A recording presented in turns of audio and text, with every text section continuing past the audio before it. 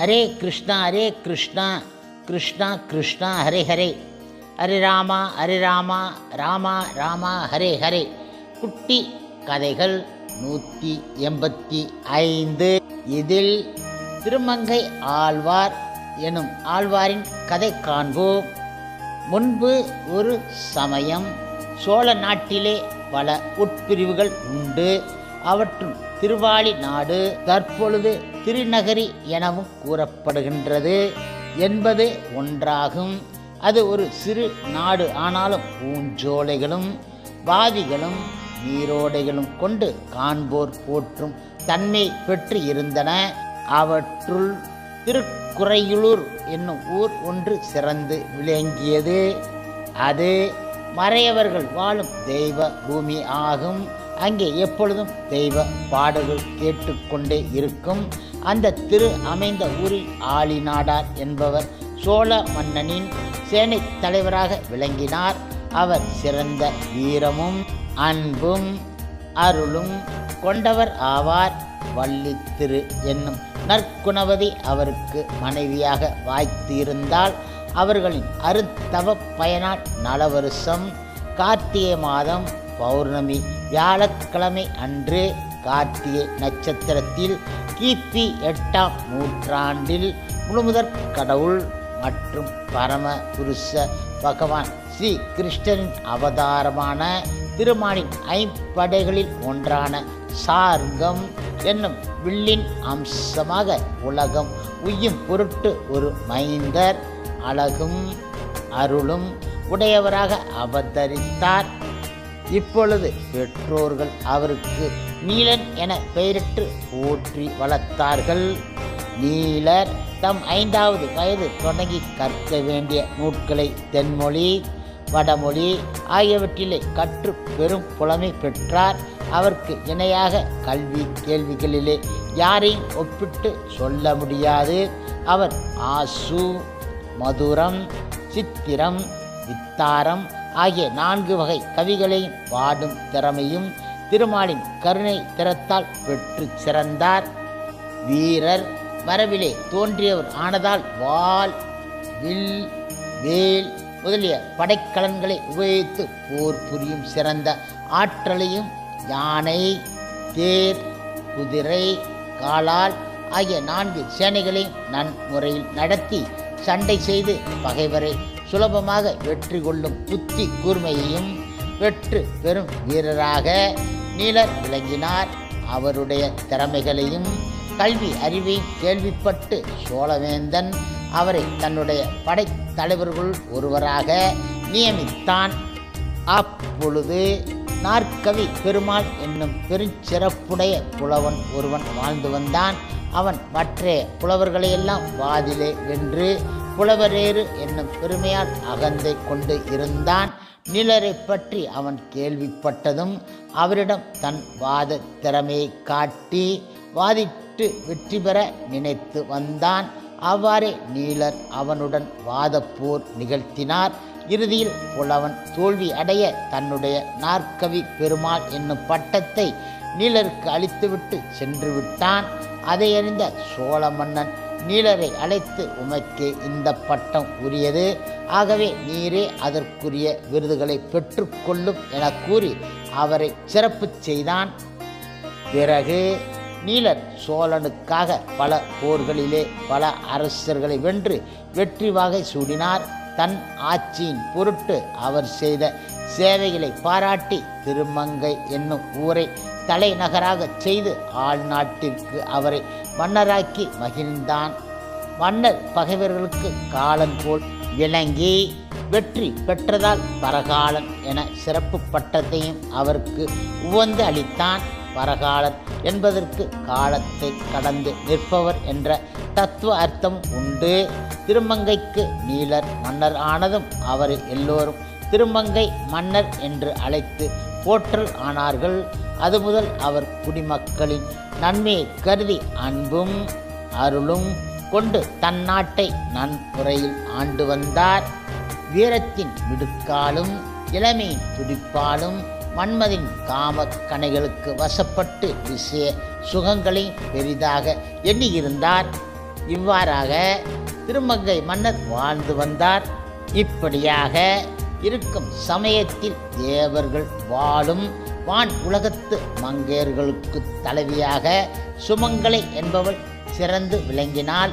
அவள் வைகுந்த நாதனுக்கு சாமரம் வீசும் கன்னிகளில் ஒருத்தி ஆவாள்.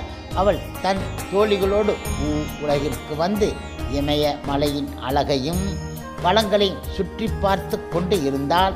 அப்பொழுது திருமால் மீது நீங்காத பக்தி பூண்ட கபில முனிவர் என்னும் மா முனிவர் பல முனிவர்களுக்கு திருமாலின் பெருமைகளை பற்றி சொல்லிக் கொண்டு இருந்தார். அவற்றை கேட்டுக்கொண்டிருந்த முனிவர்களுள் ஒருவர் விகார வடிவுடன் காணப்பட்டார். அவரை கண்ட அந்த வானத்து நங்கை கேலி செய்தால். அதை கண்டதும் கபில முனிவருக்கு கோபம் வந்துவிட்டது. அவர் கண்கள் தீ உமிழ்ந்தன. பெரும் சீற்றத்துடன் அவர் சுமங்கலை நோக்கி, ஓ பெண்ணே, நீ அறிந்தோ அறியாமலோ செய்த இந்த தவறுக்காக உன்னை சபிக்கின்றேன். நீ இந்த பூ உலகில் மானிட பெண்ணாக பிறந்து ஒரு மனிதருடைய மனைவியாக வாழ்வாயாக என சபித்து விட்டார். அது கேட்ட சுமங்கலை பெரும் அச்சத்திற்கு உள்ளாகிவிட்டால். உடலும் உள்ளமும் நடுங்க அந்த மா முனிவரின் திருவடிகளிலே விழுந்து வணங்கி, ஓ முனிவர் பெருமானே, நான் தெரியாமல் செய்த இந்த தவறை மன்னித்து எனக்கு அருள் புரிய வேண்டும் என கண்களில் நீர் பெருக கெஞ்சினாள்.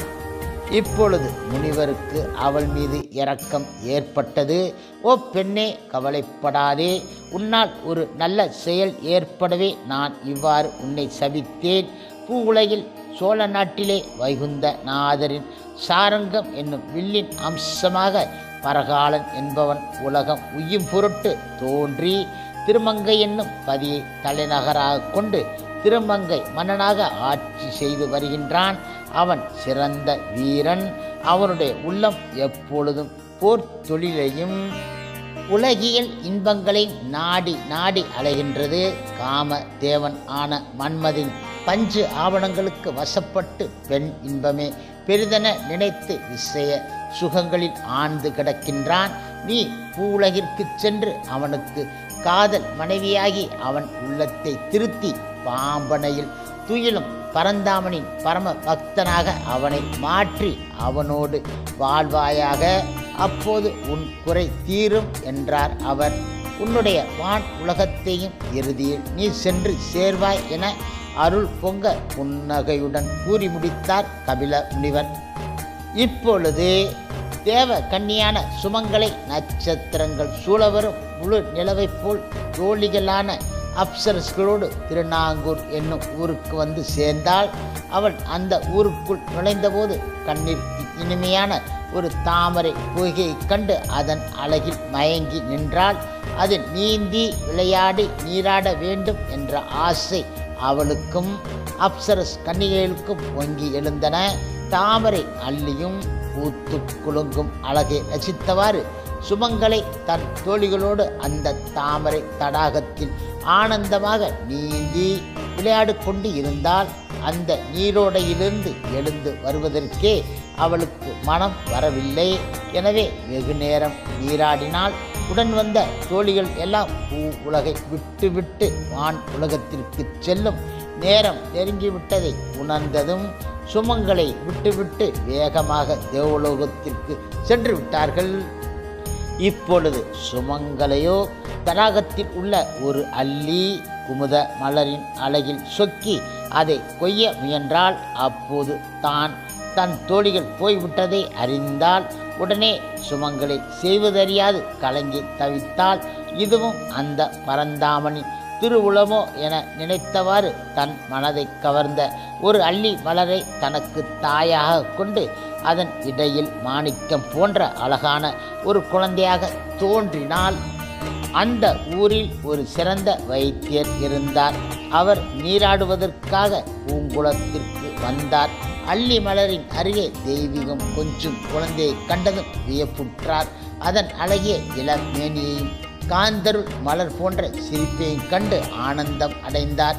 ஓ எம்பெருமானே, தமக்கு குழந்தையில்லா குழந்தையை தீர்ப்பதற்காக இந்த குழந்தையை கொடுத்து இருக்கிறானோ என நினைத்து பெருமகிழ்ச்சி எய்தி அந்த குழந்தையை எடுத்துச் சென்று தன் மனைவியிடம் கொடுத்தார்.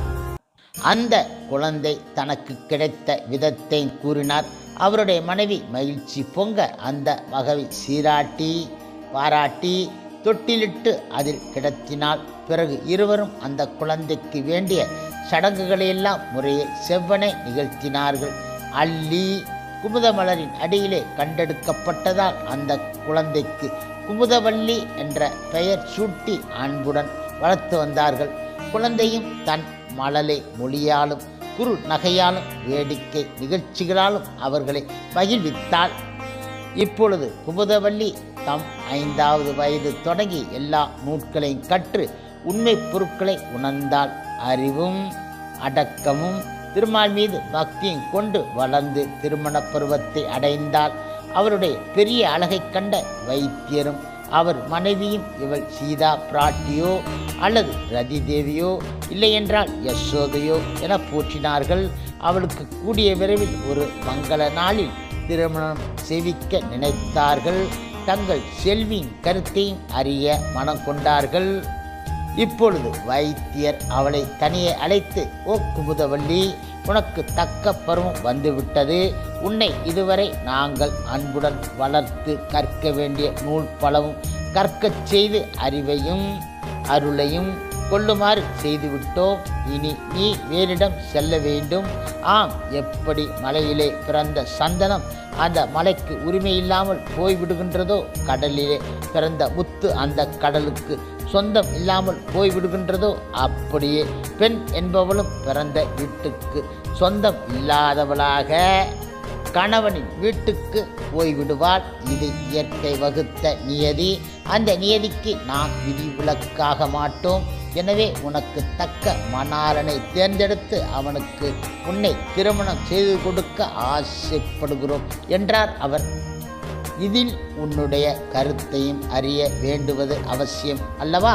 நீ என்ன சொல்லுகிறாய் அம்மா என மிகுந்த ஆவலுடன் கேட்டார்.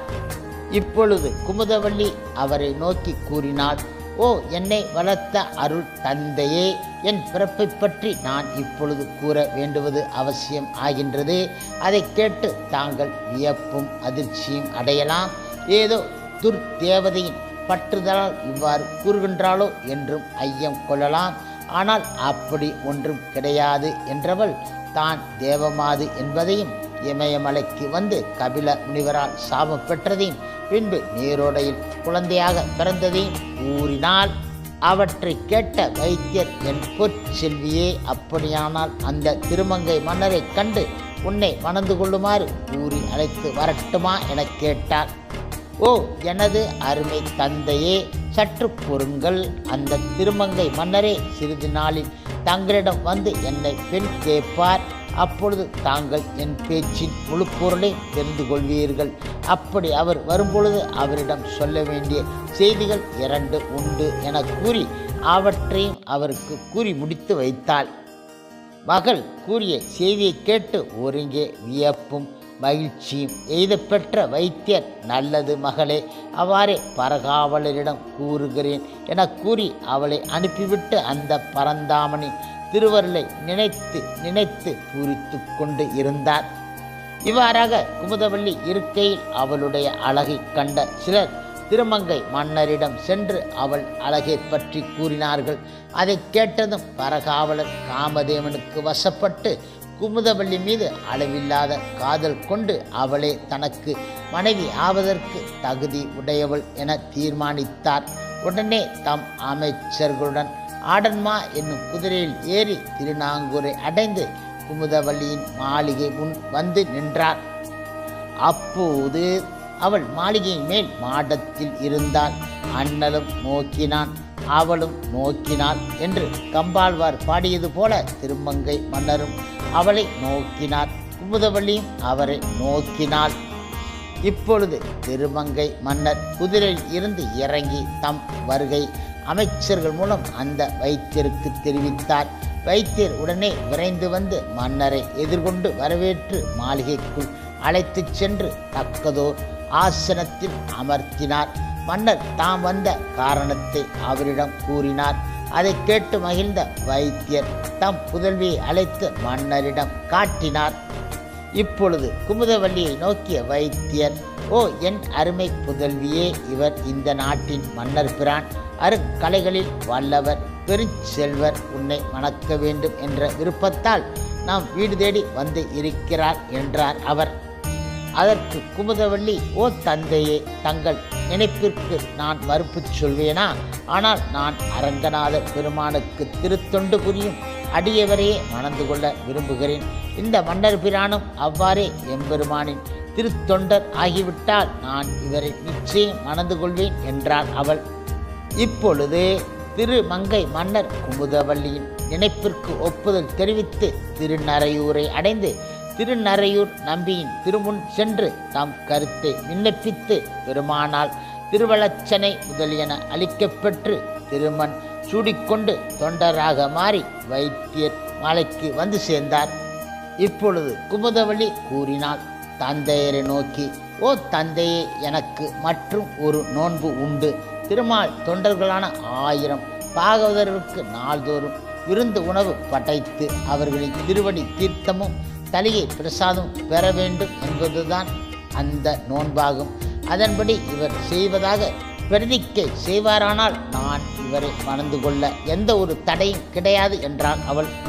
இதனை கேட்ட திருமங்கை மன்னர் அதற்கு ஒப்புதல் தெரிவித்து தம் மாளிகை அடைந்தார். பிறகு திருமணத்திற்கு வேண்டிய ஏற்பாடுகளை செய்தார்.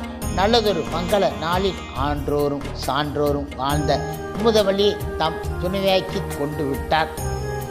அன்று முதல் திருமங்கை மன்னர் இல்லக்கிழத்தியிடம் தாம் கூறியபடி திருமால் அடியார்களுக்கு தொண்டு செய்ய நினைத்து அவ்வாறே ஒவ்வொரு நாளும் 1000 பக்தர்களுக்கு அன்புடன் அறுசுவையோடு கூடிய உணவு இட்டு அவர்களுக்கு தொண்டு செய்து வந்தார்.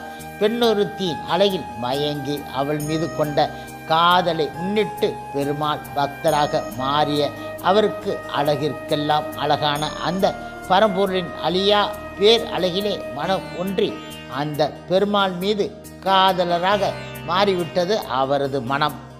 ஹரே கிருஷ்ணா கிருஷ்ணா கிருஷ்ணா ஹரே ஹரே, ஹரே ராமா ராமா ராமா ஹரே ஹரே. சில பிரபுபாதரின் சேவையில் இஸ்கான் பக்தர்கள்